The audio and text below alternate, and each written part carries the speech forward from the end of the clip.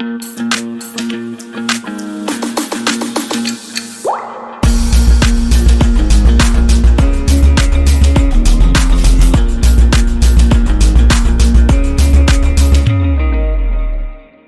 बढ़ते हैं, आ जाओ। Friction is caused by irregularities on the two surfaces, ये मैंने आपको बताया है ना। Even though surfaces which appear very smooth have a large number of minute irregularities, है ना। जो भी हमको स्मूथ लग रहा है वो एक्चुअली में स्मूथ नहीं होता, वो बहुत इरेगुलर सरफेस होता है ना। Irregularities on the two surfaces lock into one another, lock into मतलब ऐसे ऐसे लॉक हो जाती हैं एक दूसरे में, है ना। और जब ये लॉक इंटरलॉकिंग को ब्रेक करना होता है, आपको अगर इस ऑब्जेक्ट को मूव करना है तो इस इंटरलॉकिंग को ब्रेक करना पड़ेगा, तभी ऑब्जेक्ट आगे मूव करेगा, नहीं तो मूव नहीं करेगा। When we attempt to move any surface, we have to apply a force to overcome this interlocking. तो ये इंटरलॉकिंग जो है इसको हमको तोड़ना पड़ेगा, तभी हम इस ब्लॉक को आगे मूव कर सकते हैं, है ना। On a rough surface there are a large number of irregularities, ठीक है। रफ सरफेस जो होती है उस पर बहुत सारी इरेगुलरिटीज होती हैं, है ना। So the force of friction is greater if a rough surface is involve, है ना। तो रफ सरफेस के लिए फ्रिक्शनल फोर्स ज़्यादा होता है ना। समझ में आई बात। रफ सरफेस के लिए फ्रिक्शन का फोर्स ज़्यादा होता है, क्लियर है ना। तो देखो इस टाइप का कुछ सरफेस होता है, आप ऐसे फोर्स लगा रहे हो इस ब्लॉक के ऊपर और फ्रिक्शन पीछे की तरफ लग रहा है ना, ऐसे इरेगुलर होता है देखो, तो ये इंटरलॉक हो जाता है एक दूसरे में। समझ में आई बात, है ना, क्लियर है, समझ में आई बात। अच्छा एक और चीज़ बताता हूँ आपको, क्या, इसी में बताता हूँ, आ जाओ। जब ये ऑब्जेक्ट ऐसे पड़ा हुआ था, है ना, तो ऐसे सब इंटरलॉक थे, है ना। तो ऐसे समझो कि ये नीचे वाली सरफेस ऐसे थी, है ना, फिर ये जो जिस सरफेस पे आप मूव कर रहे थे वो कुछ ऐसा था, ठीक। अब इसके ऊपर आप फोर्स लगा रहे हो ऐसे, तो क्या होगा, इंटरलॉकिंग इसको प्रिवेंट करेगा, तो इंटरलॉकिंग का फोर्स लगेगा, है ना। तो कोई ऑब्जेक्ट जब रुका हुआ है उसको चलाने में हमको बहुत फोर्स लगेगा, हमको ज़्यादा फोर्स लगेगा, क्योंकि हमको ये पूरा ब्रेक करना है, ये इंटरलॉकिंग हमको क्या करना है, ब्रेक करना है, इसको तोड़ना है, इंटरलॉकिंग को तोड़ना है, तभी आगे चलेगा। बट एक बार ये चल गया आगे, फिर उसको मोशन में रखने के लिए हमको उतना फोर्स नहीं चाहिए। क्यों? क्योंकि अब इंटरलॉकिंग थोड़ी है, अब तो बस इरेगुलर है थोड़ा सा। समझे बात को क्या बोल रहा हूँ। अभी इस इंटरलॉकिंग को ब्रेक करने के लिए हमको फोर्स ज़्यादा लगेगा बहुत, क्योंकि हमको उसको ब्रेक करना है, हमको उसको तोड़ना है। बट एक बार टूट गया उसके बाद तो बस इसके ऊपर ही चलना है ना हमको, उसके बाद तो कांटेक्ट बहुत कम होगा, इंटरलॉकिंग नहीं है ना। आप ऐसे समझो कि जब मैंने उंगलियां ऐसे करी तो अभी इंटरलॉकिंग है, इसको तोड़ने में मेरे को ज़्यादा फोर्स लगा, बट एक बार टूट गया तो अब इसके ऊपर चलने में उतना फोर्स नहीं लगेगा मेरे को जितना तोड़ने में लगा, है ना। तो जब बॉडी रुकी हुई होती है तो फ्रिक्शन जो फोर्स होता है, फ्रिक्शनल फोर्स होता है, मतलब बॉडी को चलाने के लिए हमको बहुत फोर्स चाहिए, बट बॉडी को मोशन में मेंटेन करने के लिए हमको कम फोर्स चाहिए, है ना। ऐसे समझो कि अभी बॉडी चल रही है, देखो अभी ये चल रहा है ना, अभी क्या हो रहा है, ये चल रहा है, तो अब इसको मेंटेन कर लेंगे नहीं, हमको कम फोर्स चाहिए। बट जब उसको चलाना था तब इंटरलॉकिंग को हमको ब्रेक करना था, तो वो ब्रेक करने में हमको फोर्स ज़्यादा चाहिए था। समझ में आई बात, है ना। क्योंकि अब तो देखो इंटरलॉकिंग नहीं है ना, अब तो सिर्फ इनके ऊपर बस ये स्लाइड सा कर रहा है, तो कम फोर्स लगेगा, है ना। समझ में आई बात, ठीक है। तो इसी से ही हमारे दो और कंसेप्ट आते हैं, that is called static friction and called dynamic friction. क्या होता है स्टैटिक फ्रिक्शन, समझने की कोशिश करते हैं। जब बॉडी रुकी हुई होती है ना, when the body is at rest, when the body is at rest, तो जब बॉडी रुकी हुई होती है तो हम उसके ऊपर फोर्स लगाते हैं उसको चलाने के लिए, है ना। तो जो फ्रिक्शन का फोर्स लगता है जो बॉडी को चलने नहीं देता, उसको हम बोलते हैं स्टैटिक फ्रिक्शन। स्टैटिक का मतलब होता है रुका हुआ, एट रेस्ट। स्टैटिक का मतलब होता है रुका हुआ। तो जब भी कोई बॉडी रुकी हुई है, चल नहीं रही है, रुकी हुई है, और आप उसके ऊपर फोर्स लगा रहे हो और वो नहीं चल रही है, बिकॉज उसके ऊपर एक फ्रिक्शन का फोर्स पीछे लग रहा है, ये जो फ्रिक्शन का फोर्स लग रहा है उसको हम बोलते हैं स्टैटिक फ्रिक्शन। तो the force of friction which acts when the body is at rest is called static friction, है ना। क्या होता है? Static friction. बात समझ में आई? क्लियर है? तो जब भी हम कोई फोर्स लगाते हैं, है ना, जब भी हम कोई फोर्स लगाते हैं तो बॉडी इस इंटरलॉकिंग को, ये इंटरलॉकिंग की वजह से इसके ऊपर एक पीछे की तरफ फ्रिक्शनल फोर्स लगता है जिसको हम बोलते हैं स्टैटिक फ्रिक्शन। क्या बोलते हैं? Static friction. स्टैटिक इसलिए बोलते हैं क्योंकि बॉडी रुकी हुई होती है, it is at rest, it is at rest. बात समझ में आई? ठीक है, क्लियर है, वेरी गुड। और जब बॉडी चलने लगती है, जब बॉडी चलने लगती है तो जो उसके ऊपर पीछे फ्रिक्शन लगता है, क्योंकि स्लाइड तो अभी भी हो रहा है ना, इरेगुलरिटीज तो अभी भी है ना, तो अब जो फ्रिक्शन लगता है that is called kinetic friction, या फिर it is also called dynamic friction. क्यों हम इसको डायनामिक बोलते हैं? क्योंकि ये चल रहा है। काइनेटिक मतलब मूविंग, कोई भी चीज़ मूव कर रही होती तो दैट इज काइनेटिक, है ना। तो this is called kinetic friction. समझ में आई बात? ठीक है, और समझते हैं। अब देखो, अब आप नॉर्मल चीज़ समझना, है ना। मेरे पास ये बुक है, ठीक है, समझना बात को। मेरे पास ये बुक है, ठीक है, मैं इसको मैंने इसको फोर्स लगाना स्टार्ट किया, नहीं मूव किया, और बढ़ाया फोर्स मैंने, नहीं मूव किया, और बढ़ाया, नहीं मूव किया, और बहुत ज़्यादा बढ़ाया तब ये मूव किया।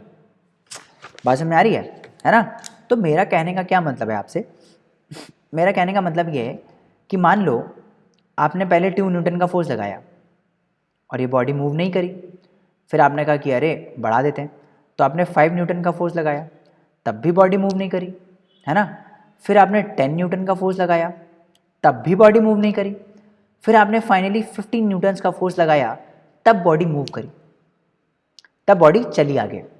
इसका मतलब क्या था कि जब भी आप इन सिनेरियोज में फोर्स लगा रहे थे तो एक पीछे की तरफ फोर्स लग रहा था जो आपके फोर्स को बैलेंस आउट कर रहा था, तभी तो ये बॉडी आगे मूव नहीं कर रही थी, है ना। तो जैसे मानो कि ये बॉडी है, आपने 2 न्यूटन का फोर्स लगाया, है ना, and due to irregularities interlocking एक फ्रिक्शन फोर्स पीछे लगा। कितना लगा? 2 न्यूटन का। बैलेंस्ड फोर्स है ना, उतना ही लगेगा जितना आपने लगाया, ये मूव नहीं कर रहा है ना। फिर आपने इस फोर्स को बढ़ा के कितना किया? आपने इस फोर्स को बढ़ा के 5 किया, तब भी बॉडी मूव नहीं करी। इसका मतलब अब फ्रिक्शन कितना लग रहा है? 5 न्यूटन, है ना। फिर आपने बढ़ाया, फिर आपने बढ़ा के 10 न्यूटन किया, अभी भी बॉडी मूव नहीं करी। तो अब फ्रिक्शन कितना लग रहा है? 10 न्यूटन का, क्योंकि ये तो बराबर लगना चाहिए तभी बॉडी मूव नहीं करेगी। फिर आपने फाइनली जो फोर्स है वो लगाया 15 न्यूटन का, अब बॉडी मूव करने लगी, अब बॉडी मूव करने लगी। इसका मतलब अब जो पीछे फ्रिक्शन लग रहा है क्या वो 15 से ज़्यादा है कि 15 से कम है? Obviously this has to be less than 15, तभी तो बॉडी आगे मूव करी। अगर ये 15 होता तो बॉडी फिर से मूव नहीं करती, है ना, बॉडी फिर से मूव नहीं करती, ठीक है। इसका मतलब इसमें जो फोर्स लगा, इसमें जो फ्रिक्शन का फोर्स लगा, सॉरी इसमें, इसमें और इसमें, इन सब में जो फोर्स ऑफ फ्रिक्शन लग रहा है वो कौन सा फोर्स है? That is static friction, that is static friction. कौन सा फोर्स है? दैट इज स्टैटिक फ्रिक्शन, है ना। बात समझो, सिंपल समझा रहा हूँ, बहुत अच्छे से समझना। हमको ये पता चला कि भाई 10 न्यूटन जब फोर्स लगाया तो बॉडी मूव नहीं करी, इसका मतलब पीछे फ्रिक्शन का फोर्स लग रहा था 10 न्यूटन। बट जब हमने 10 न्यूटन से ज़्यादा लगाया, लेट्स से 15 लगाया, तो बॉडी मूव करने लगी। मैंने आपको क्या बोला? मैंने बोला कि भाई इस सरफेस पे जो मैक्सिमम लग सकता है फ्रिक्शन दैट इज 10 न्यूटन, इससे ज़्यादा लग ही नहीं सकता। तो इसका मतलब क्या है कि आपने जब 15 न्यूटन का फोर्स लगाया तो भी पीछे फ्रिक्शन का फोर्स कितना लग रहा है? 10 न्यूटन ही लगा, इससे ज़्यादा तो लग ही नहीं सकता ना बेटा, इतना ही लग सकता है पीछे, तो इतना ही लगा। और ये आगे कितना लगा? 15 न्यूटन, ठीक है। अब बॉडी आगे मूव करने लगी, अब बॉडी आगे मूव करने लगी, है ना। सो दिस, ये जो मैक्सिमम फ्रिक्शन है ना, जितना बॉडी पे लग सकता है पीछे, that is called limiting friction. क्या बोलते हैं इसको? लिमिटिंग फ्रिक्शन, ठीक है। समझ में आई बात? तो मैंने एक टर्म आपको बताया स्टैटिक फ्रिक्शन। स्टैटिक फ्रिक्शन तब लगता है जब बॉडी रुकी हुई हो, when the body is at rest. और स्टैटिक फ्रिक्शन उतना ही लगता है, स्टैटिक फ्रिक्शन उतना ही लगता है जितना आप फोर्स लगा रहे हो। It is a self adjusting force.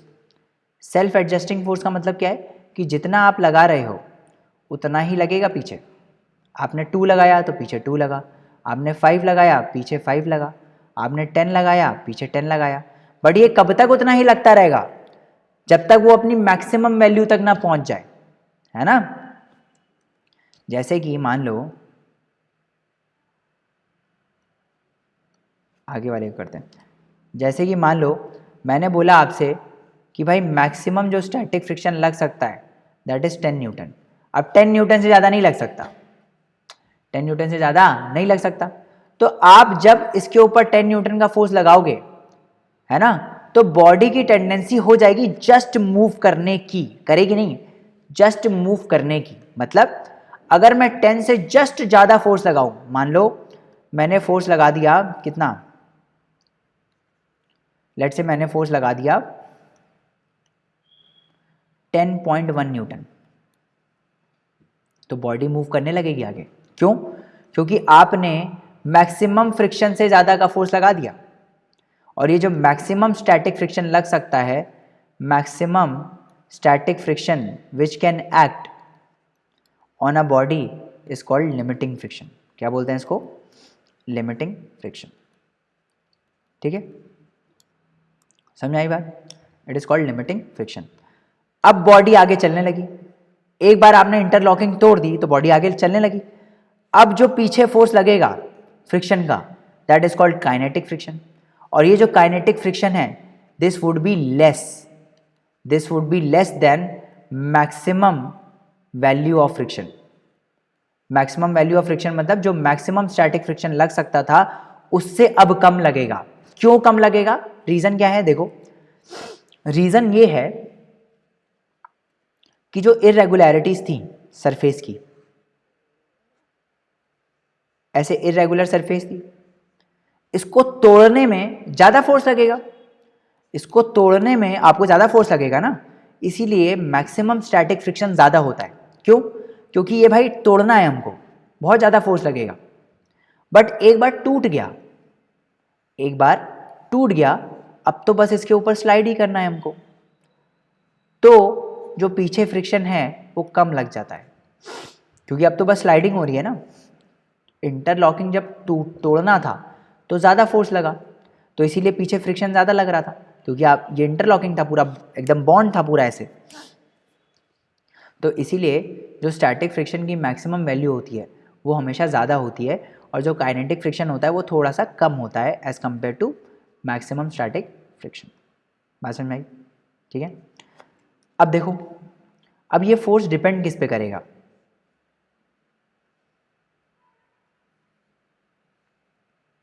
देखो किस पे डिपेंड करेगा। इस ब्लॉक का वेट लगता है mg, और ये जो ब्लॉक का वेट लगता है उसकी वजह से ग्राउंड इसके ऊपर एक नॉर्मल रिएक्शन लगाता है। क्या लगाता है? Normal reaction. आप ऐसे समझो कि ये जो सरफेस है ना, इसको थोड़ा जूम करता हूँ मैं, तो ये जो सरफेस है इसमें एटम्स हैं। क्या हैं?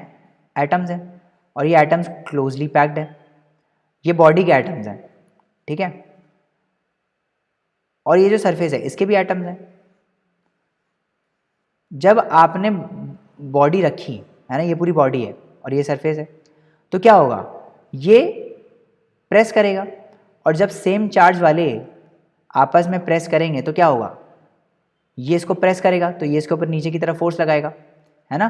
Same charges repel each other, तो ये इसको फोर्स लगाएगा, और इतना ही रिपल्शन का फोर्स ये ऊपर लगाएगा इसके ऊपर। तो ये जो रिपल्शन का फोर्स आता है दिस इज नॉर्मल रिएक्शन। समझ में आई बात? तो ये जो नॉर्मल रिएक्शन आ रहा है वो क्यों आ रहा है? Because of interaction between the atoms. तो इसके जो एटम्स हैं वो आपस में रिपल्शन का फोर्स क्रिएट कर रहे हैं, जिसकी वजह से ये नॉर्मल रिएक्शन आ रहा है। And hence normal reaction is called a electromagnetic force. It is called a electromagnetic force. समझ में आई बात? तो ये जो नॉर्मल रिएक्शन आ रहा है that is coming due to repulsion between the atoms. समझ में आई बात? तो ये जो हमेशा होता है, जो हमेशा नॉर्मल इस सरफेस पे लगेगा, मान लो ऐसे सीधा ब्लॉक पड़ा है, इसके ऊपर सरफेस ऊपर की तरफ नॉर्मल रिएक्शन लगाएगी, और वेट लगेगा नीचे, तो हमेशा जो सरफेस रिएक्शन लगाती है normal, that balances out the weight, that balances out the weight. समझ में आई बात, है ना। जो फ्रिक्शन का फोर्स होता है that depends on this normal reaction. Actually friction is equal to mu into N, where mu is called the coefficient of friction, this is a constant for a surface. तो friction दो चीज़ों पे depend करता है, एक तो mu पे जो कि है coefficient of friction, and this mu depends on the surface, कि सरफेस कैसी है। आप वुड पे रखोगे तो म्यू अलग होगा, ग्लास पे रखोगे तो म्यू अलग होगा। And another one is normal reaction, कि सरफेस इस बॉडी के ऊपर कितना नॉर्मल रिएक्शन लगा रही है। ठीक है, समझ में आई बात। अब मैं आपसे एक नॉर्मल चीज़ पूछता हूँ, किसी भी बॉडी को जब आप पुश करोगे, मान लो आप ऐसे पुश कर रहे हो, और किसी भी बॉडी को आप पुल कर रहे हो, तो पुश करना डिफिकल्ट है, पुल करना इजी है। रीज़न क्या होता है समझाता हूँ आपको। लॉजिक है इसका क्या, ये जो ब्लॉक है इसका खुद का वेट तो नीचे लग ही रहा है, अब आप इसको पुश भी कर रहे हो, तो आप कभी भी ना एकदम सीधे पुश नहीं करते हो, आप हमेशा एक एंगल पे पुश करते हो। आपको लगता नहीं है, आपको ऐसे लगेगा अरे मैं तो ऐसे सीधे पुश कर रहा हूँ, बट हमेशा वो फोर्स एक एंगल पे आता है ना। तो ये जो फोर्स होता है वो आप एक एंगल पे लगाते हो। तो होता क्या है, इस फोर्स का एक कंपोनेंट इस ब्लॉक को नीचे पुश कर रहा होता है और एक कंपोनेंट इसको आगे पुश कर रहा होता है। तो ये जो वेट होता है ना, इसके साथ साथ आपका एक कंपोनेंट इसकी तरफ लगता है। तो जो पहले वेट W लग रहा था, अब वो W ना लग के W प्लस कुछ F परपेंडिकुलर लग जाता है। F परपेंडिकुलर मतलब एक कंपोनेंट F का जो W के अलॉन्ग है। तो इसीलिए जो ग्राउंड का नॉर्मल रिएक्शन होता है that increases in this case when you push an object, the normal reaction increases, और उससे होता क्या है, जो फ्रिक्शन लग रहा होता है पीछे वो बढ़ जाता है। क्यों? क्योंकि मैंने अभी आपको बताया friction is directly proportional to normal reaction. जितना ज़्यादा नॉर्मल रिएक्शन होगा उतना ज़्यादा फ्रिक्शन का फोर्स होगा। समझ में आई बात। तो जितना ज़्यादा नॉर्मल रिएक्शन उतना ज़्यादा फ्रिक्शन का फोर्स। तो इस वजह से पुश करना हार्ड होता है, क्योंकि फ्रिक्शन बढ़ जाता है। फ्रिक्शन बढ़ जाएगा तो आप पुश ईजिली नहीं कर पाओगे, है ना। और पुल करने से क्या होता है, देखो पुल करने से क्या होता है, जब आप किसी चीज़ को पुल कर रहे होते हो तो एक कंपोनेंट फोर्स का ऊपर लगता है और एक कंपोनेंट इधर लगता है। ज़्यादा PhD करने का ज़रूरत नहीं है, ऐसे ही बता रहा हूँ, आउट ऑफ सिलेबस ही है बट ऐसे ही बता रहा हूँ। जब आप ऐसे फोर्स लगाते हो, पुल करते हो, तो एक कंपोनेंट फोर्स का इधर लग रहा होता है और एक इधर लग रहा होता है। तो जो वेट पहले W लग रहा था, अब वो W नहीं, कम हो जाता है। कैसे कम हो जाता है? क्योंकि नीचे W लग रहा है और ऊपर लग रहा है F परपेंडिकुलर, तो नेट जो वेट होता है वो कम हो जाता है, that is W minus F perpendicular, क्योंकि अपोजिट में है ना फोर्सेस। तो अब जो नॉर्मल रिएक्शन लग रहा होता है सरफेस का दैट डिक्रीजेस, और ये नॉर्मल रिएक्शन डिक्रीज होने से ये जो फ्रिक्शन का फोर्स होता है वो भी कम हो जाता है। तो आप तो ऐसे समझो कि भाई जब हम पुश करते हैं तो फ्रिक्शन इंक्रीज हो जाता है। क्यों इंक्रीज होता है? बिकॉज नॉर्मल रिएक्शन बढ़ जाता है।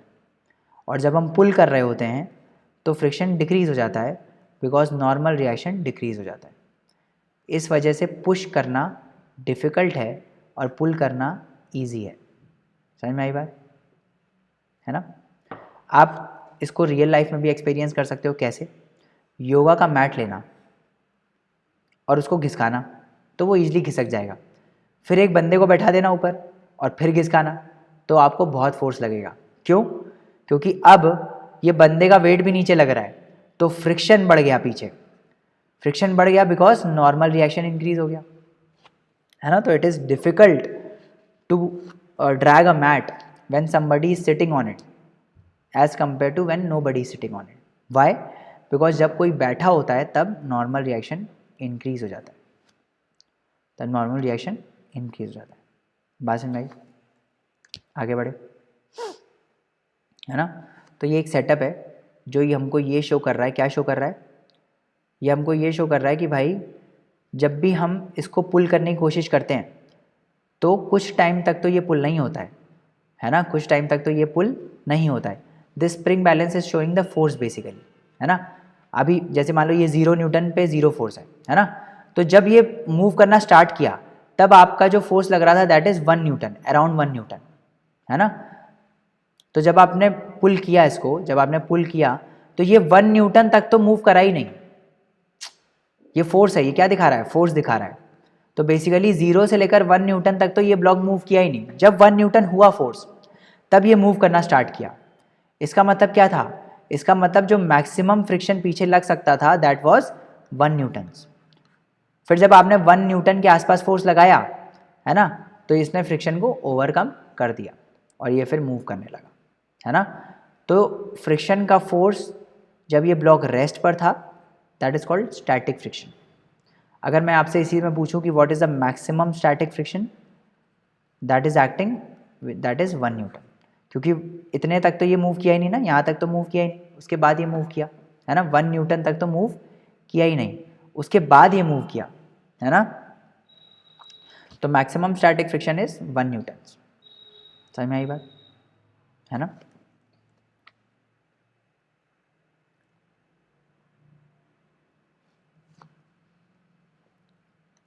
आगे बढ़ते हैं। अब what is the necessity of friction, friction क्यों ज़रूरी है। तो मैंने आपको बताया था कि भाई फ्रिक्शन के बिना लाइफ पॉसिबल ही नहीं है। आप चल नहीं पाओगे, you won't be able to walk, क्योंकि हम वॉक कैसे करते हैं, हम वॉक इसलिए कर पाते हैं बिकॉज ऑफ फ्रिक्शन। हम ग्राउंड को पीछे पुश करते हैं और ग्राउंड हमको आगे पुश करता है, और ये जिस फोर्स से हम ग्राउंड को पीछे पुश करते हैं और ग्राउंड हमको आगे पुश करता है that is nothing but frictional force, that is nothing but frictional force. समझ में आई बात, है ना। तो बेसिकली क्या बोलने का मतलब है कि आप बिना फ्रिक्शन के वॉक नहीं कर सकते, आप किसी चीज़ को होल्ड नहीं कर सकते। जैसे मान लो आपको कोई रॉड को होल्ड करना है, आपको पेन को होल्ड करना है, तो पेन या पेंसिल को आप इसलिए होल्ड कर पाते हो बिकॉज आपकी जो सरफेस है, आपका जो हाथ है वो भी एक इर्रेगुलर सरफेस है और ये जो है ये भी एक इर्रेगुलर सरफेस है। अगर ये दोनों ही स्मूथ हो जाएं तो ये स्लाइड कर जाएगी, पेंसिल स्लाइड कर जाएगी नीचे। कभी आपने देखा होगा बहुत ही स्लिपरी पेन्स होते हैं, वो एकदम स्लाइड कर जाते हैं, हाथ से छूट जाता है। क्यों, क्योंकि उसकी सरफेस बहुत स्लिपरी होती है, इरेगुलरिटीज़ कम होती हैं, है ना। तो आप कोई चीज़ होल्ड भी नहीं कर पाओगे अगर फ्रिक्शन ना हो, आप लिख नहीं पाओगे अगर फ्रिक्शन ना हो। क्यों, जैसे मान लो हम लोग ब्लैक बोर्ड पर लिखते हैं चौक से, तो चौक से जब लिखते हैं ब्लैक बोर्ड पे तो वो चौक वहाँ पे ब्लैक बोर्ड पे आती है ना, तभी तो हमको लेटर्स दिखाई देते हैं। अभी जैसे ये मैं अभी तो ये खैर डिजिटल है, बट हम लोग जो नॉर्मल किससे मार्कर से लिखते हैं, मार्कर से ब्लैक बोर्ड पे लिखते हैं या फिर चौक से लिखते हैं, तो चौक वहाँ पे क्यों स्टे हो जाती है, बिकॉज ऑफ फ्रिक्शन। फ्रिक्शन ना हो तो वो जो चौक के पार्टिकल्स हैं वो वहाँ रुकेंगे ही नहीं, है ना, वो स्लाइड कर जाएंगे नीचे। तो आप लिख भी नहीं सकते, आप कार नहीं चला सकते। जो कार के व्हील्स होते हैं उसमें ग्रूव्स होते हैं और जो नीचे रोड होती है वो भी इरेगुलर होती है।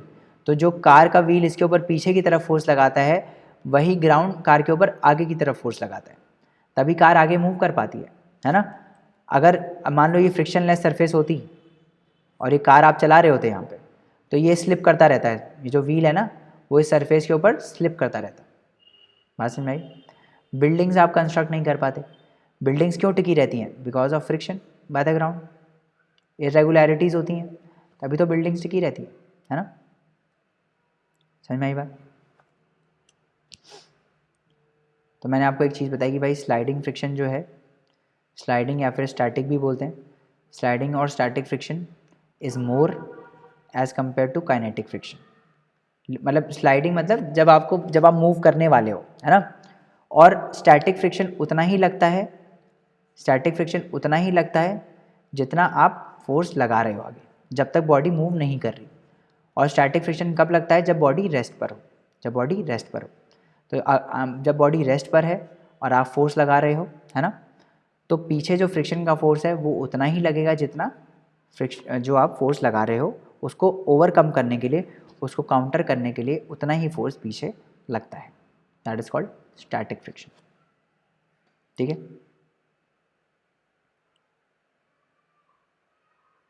अच्छा, एक नोमेनक्लेचर में गलती हो गई कि स्लाइडिंग फ्रिक्शन जो है, दैट इज स्लाइडिंग फ्रिक्शन जो है उसको हम काइनेटिक फ्रिक्शन बोलते हैं, है ना। Sliding friction is kinetic friction. ठीक है।